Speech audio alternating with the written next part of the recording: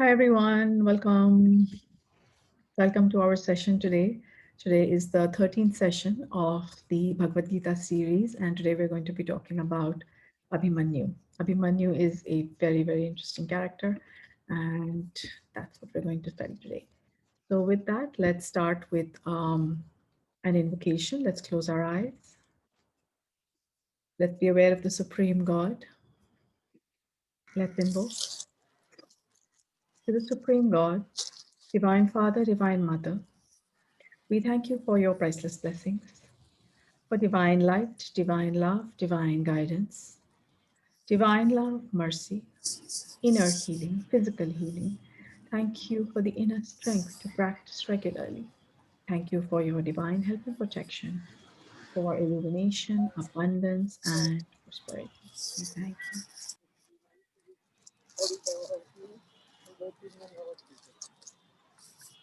So, in order to get ourselves ready for the meditation and the talk, let's first do super brain yoga. Let's cross our arms in front of our chest, connect the tongue to the palate.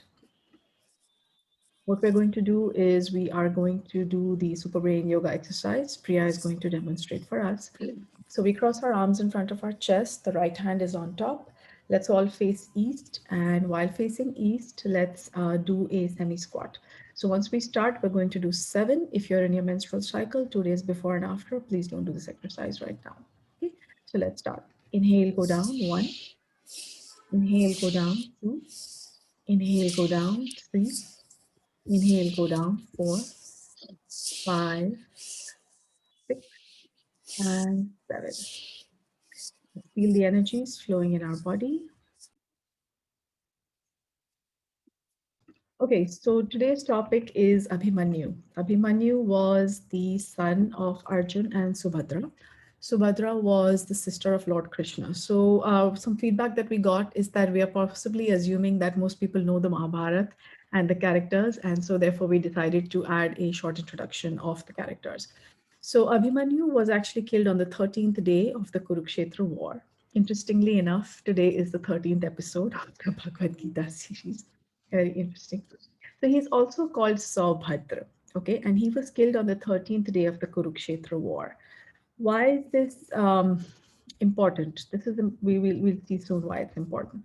So just to complete the introduction, he was married to King Virat's daughter Uttara, and their son, who was born after Abhimanyu was killed in the Kurukshetra war, his son Parikshit actually ascended the throne after Yudhishthir because all the sons of the Pandavas were actually killed in the Kurukshetra war. So, anyway, continuing from there.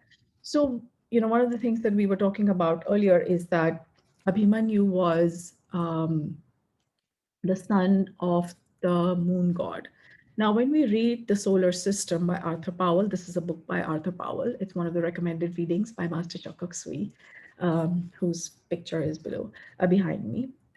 So he mentions, Arthur Powell mentions that life actually, as we go through the evolutionary process, life actually moves from planet to planet. So it completes a series of evolutionary processes, and then it moves to another planet.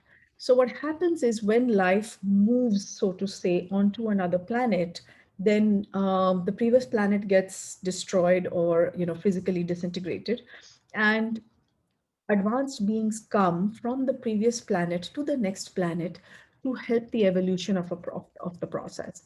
So, just like, for example, if we were to start a new restaurant, I'm sorry, I'm using an example of a restaurant, but anyway, we were to start a new restaurant, what we would do is we would send our current project team to the new place to help set it up, right? With the new group and everything else. So similarly, sorry, that's the best analogy I could come up with. So similarly, what happens is that when a planet is being inhabited, then advanced beings are sent. So I was reading this somewhere that Abhimanyu, who's also called self-mastery, was actually an incarnation of Varchas, the son of the moon god. Why is this interesting? This is interesting because his fate was sealed before he was born. Why? Because the moon god made it very clear to the Devas. Devas are angels, angelic beings who had requested for the presence of Varchas on earth. The moon god made it very clear that he will only be separated from his son for 16 years. And with that rider is the permission that was given to Abhimanyu to actually incarnate on the planet Earth. And he passed away at the age of 16, as we know, or don't know, in the Mahabharata war, in the Kurukshetra war on the 13th day. So let's understand a little bit more about that. The reason why I bring this up is because it was apparently his fate and destiny. Because sometimes people are like, 16-year-old child, like, why? So it was part of his destiny. And when we read books like the solar system, we understand that there is more to more to destiny than just our own private destiny. We are all interrelated, interconnected, and there are so many more things in the entire planetary system, in the entire solar system that are actually working together. So again, with that humility, so one thing I wanted to discuss here are who are the people who attacked Abhimanyu. So it is understood that he basically entered the Chakravyuh with the purpose of destroying the Kaurav army, but he only knew how to enter the Chakravyuh. He did not know how to exit the Chakravyuh. And once he entered the Chakravyuh, what was supposed to happen is that apart from Arjun, who was away fighting another battle, the other four Pandavas were supposed to protect him. Now, when they tried to follow him to protect him while he entered the Chakravyuh, Jayadratha actually prevented them from entering. Now, Jayadratha had another, there's another story of that where Jayadratha had a boon where basically he had the ability to stop the Pandavas for one day. And this was the day. So that's why the other Pandavas were not able to follow Abhimanyu into the Chakravyuh and were not able to protect him. Anyway, so looking at it again from the energy point of view, from the pranic healing point of view, as we are looking at the Bhagavad Gita from that angle, let's be aware, this is my understanding, that there were seven attackers of the young Abhimanyu. And because Abhimanyu is referred to as self-mastery by Paramhamsa Yogananda ji, we are going to use that terminology. The first one was Dronacharya. Dronacharya, as we know, is habit. So if we just think of ourselves, because one of the other ideas of this particular practice is to be aware of inner reflection and to think about how we deal with life. So if we think of ourselves when we are trying to master our body, our emotions, and our thoughts, what sometimes interferes? Sometimes what interferes is drone. Drone is represented by habit. Our habits interfere with our ability for the soul to gain mastery over the bodies. The other one is Duryodhan, which is material desire. So, as we are probably extracting ourselves from our bodies, sometimes, the Duryodhan aspect, which is the material desire aspect, is like, what? Are you kidding? Like, are you going to leave all this material stuff and just like go where we don't even know? So perhaps that could be an interruption that we undergo when we are going towards self-mastery. The third one who attacked self mastery was Karn. Karn is the attachment to material desire. He's also called Raga by Paramhamsa Yogananda ji in his book God Talks with Arjuna. Then there's Dushashan, bad management. Jayadrat, which is body bound inclination, which is again, which prevents us from gaining mastery over our bodies, which prevents our soul from gaining mastery over our bodies. Ashwathama, which is latent desire. So, even after we've conquered material desire and attachment to material desire and body bound inclination, we still have latent desire. Latent desire is desire that is not yet presented itself, but it is there. It's like a seed. Okay. And of course, there's Shakuni. I couldn't find too much information about that. Anyway, so there are these seven attackers of self-mastery. So when we do inner reflection, let's just take a few seconds and look at the screen and just try to think to ourselves which one of these is currently withholding us from gaining self-mastery. Okay. So in this context, let's first do the soul affirmation. Let's close our eyes, connect the tongue to the palate. Let's do the soul affirmation. I am that I am. I am not the body. Just be aware of how your body responds when we say, I am not the body. I am not the emotions. Let's be aware of how our emotional body responds when we say, I am not the emotions. I am not the thoughts. Again, let's be aware. I am the soul. I am a spiritual being of divine intelligence, divine love, and divine power.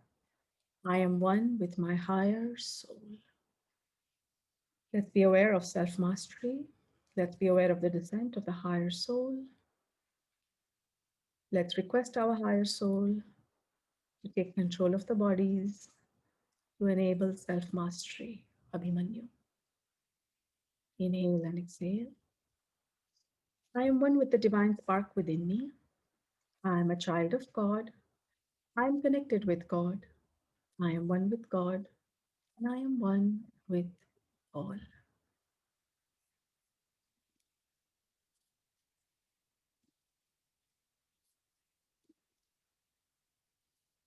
Okay, gently open your eyes.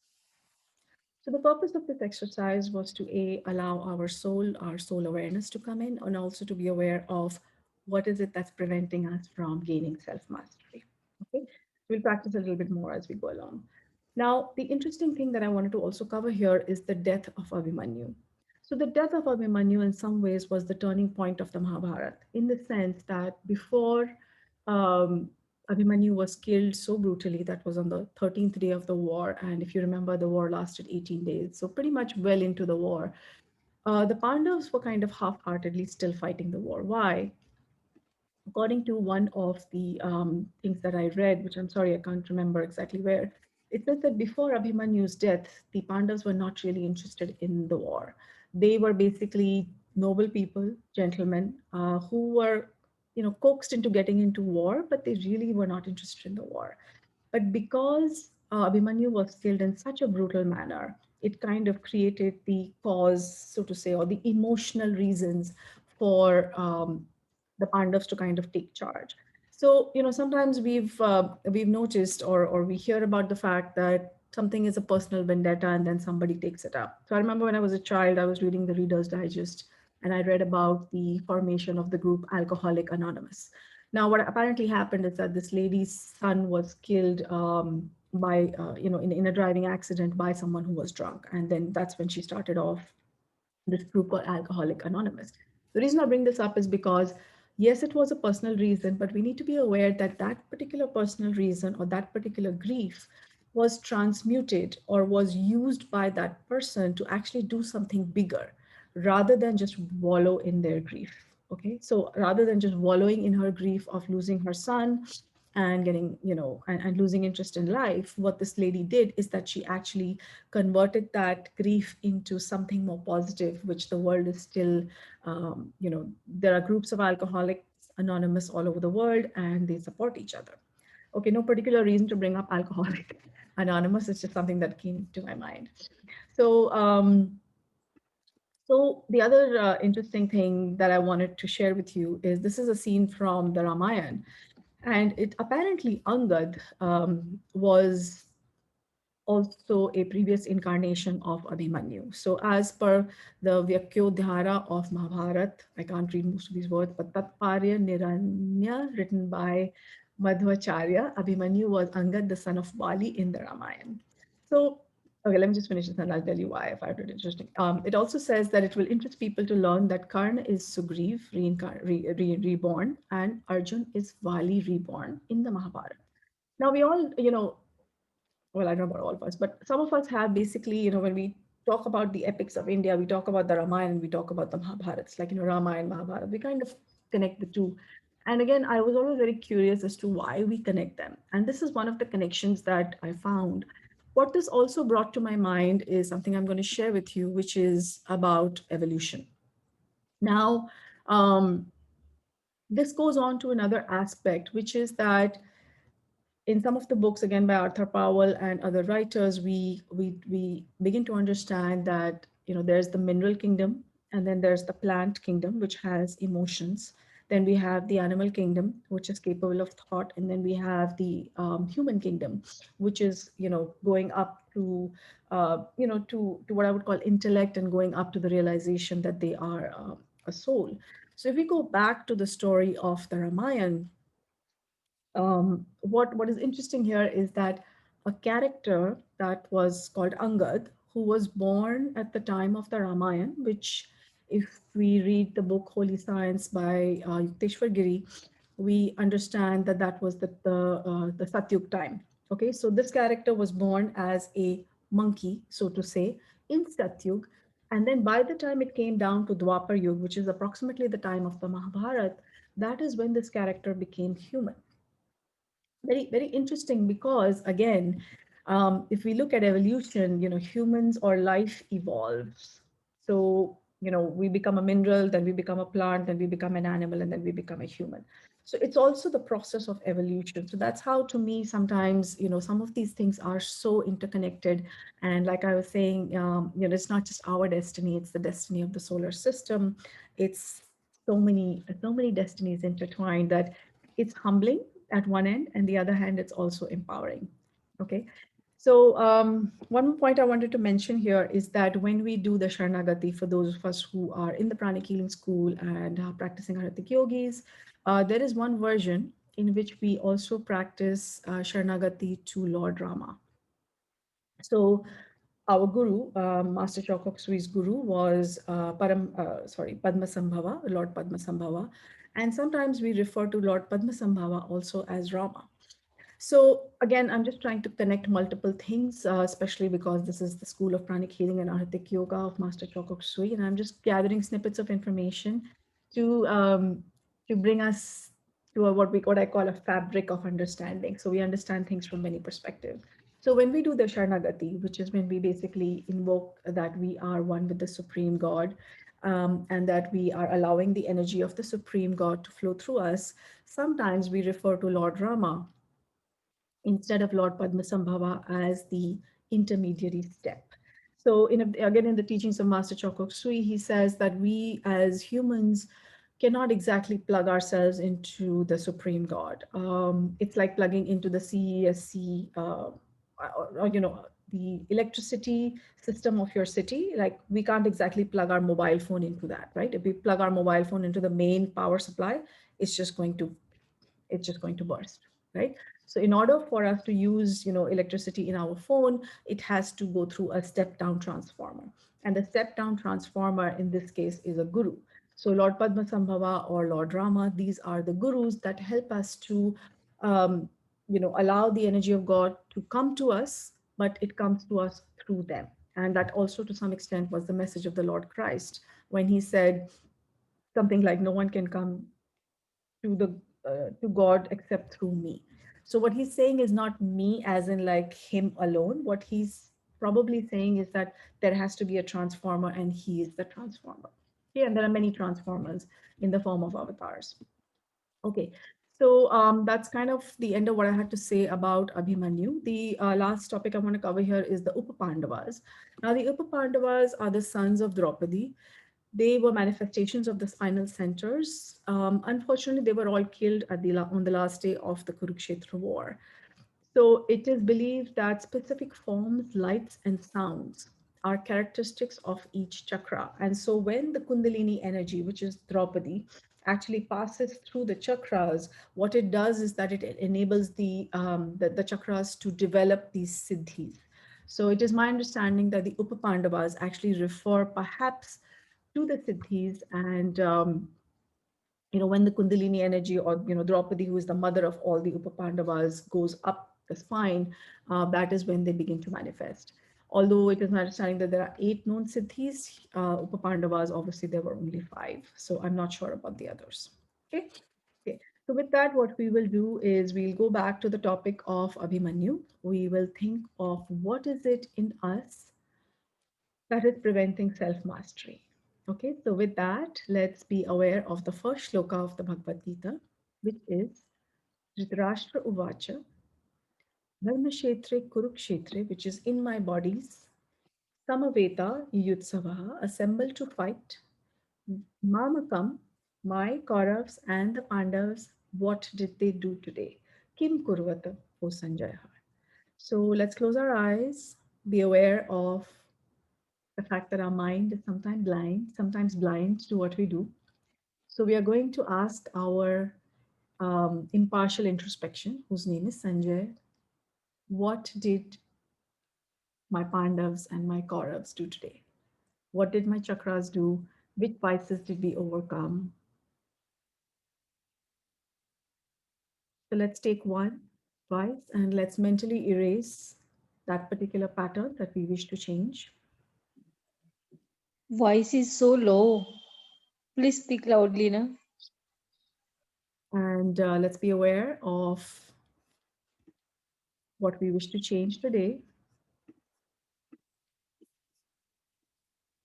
Erase that mental pattern and let's replace it with something else. So let's say, for example, if I woke up late today, let me erase the pattern of waking up late and let me replace it with willpower to wake up on time. If it's something that I overate, there can be many things. So there's habits, there's latent desires, there's attachment to material things. There are all these other factors, all the attackers of the young self mastery. Young self mastery is Abhimanyu. Okay, let's create a positive self image of ourselves, who we want to be.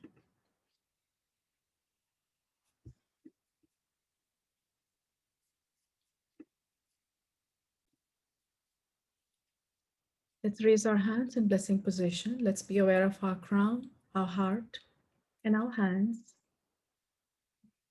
And let's first take a few minutes and create a positive self image. Let's be aware of what is it that we want. Let's choose one thing. Some people have reported that the visualization yesterday of what they wanted their home to be like on Christmas has really worked out. So I'm inspired by that. And I'd like to encourage all of us to develop a positive self image. What is it that we want us to be like?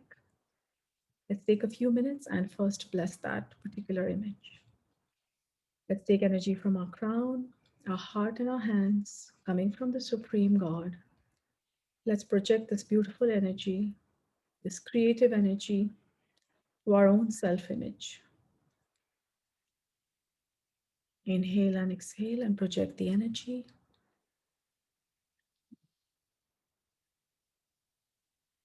Let's also be aware of what is it that we wish to master. Let's bless our desire to master our physical body, our emotional body, and our mental body. Let's invoke to our higher soul to fill these bodies with positive energies.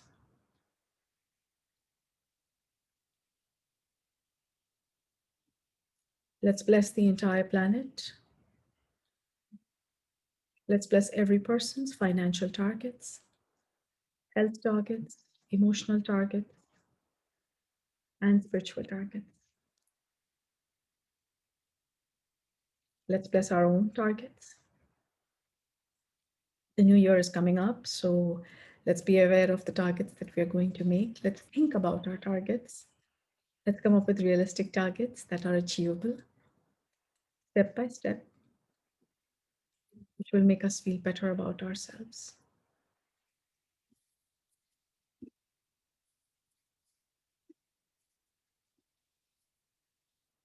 Inhale and exhale. Let's invoke to the Buddha Kuan Yin for her divine, compassionate, purifying light and her soothing, healing energy to bless us, to bless the planet Earth. Let's bless our projects. Let's bless people who are affected by the COVID-19 virus, including ourselves. To some extent, we are all affected. Let's bless our projects, our homes. Let's visualize one change in our home that we are looking for. It could be a renovation, it could be a relationship, it could be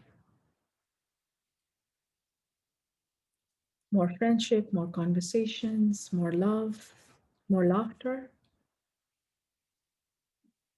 Something that you want to bless. Let's bless our homes with something that we want our homes to be.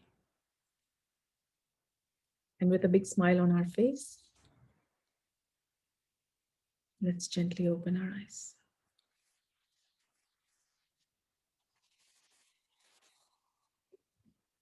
Let's return to our body.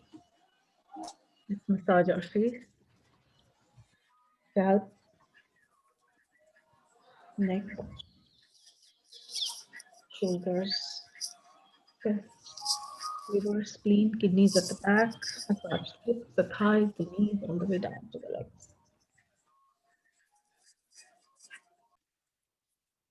I hope we're all feeling good, having understood a little bit more about Abhimanyu, the enigmatic Abhimanyu, the son of Chandra, the reincarnation of Angad, the young self mastery. So I hope all these things about Abhimanyu will inspire us to be aware. And every time we hear the name Abhimanyu, hopefully we will think about these things and think of how we are going to overcome our weaknesses and build our strengths and become better people.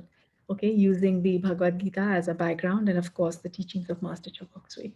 Okay, so that's it. Thank you so much. And for those of us who are watching this later on YouTube, I'd request you to subscribe so you'll be notified whenever we have a new video release. And if you want to join for the mass healing and the meditation, then please join us at 4 p.m. India Standard Time.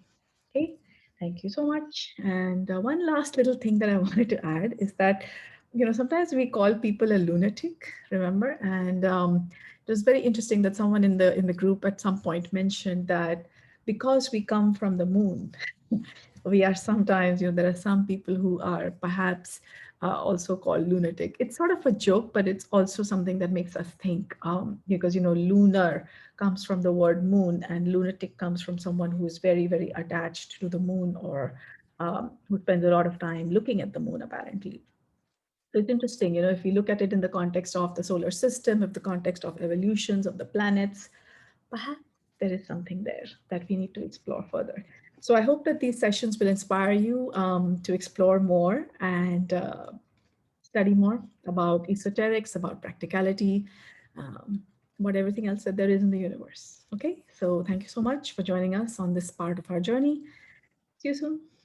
Bye.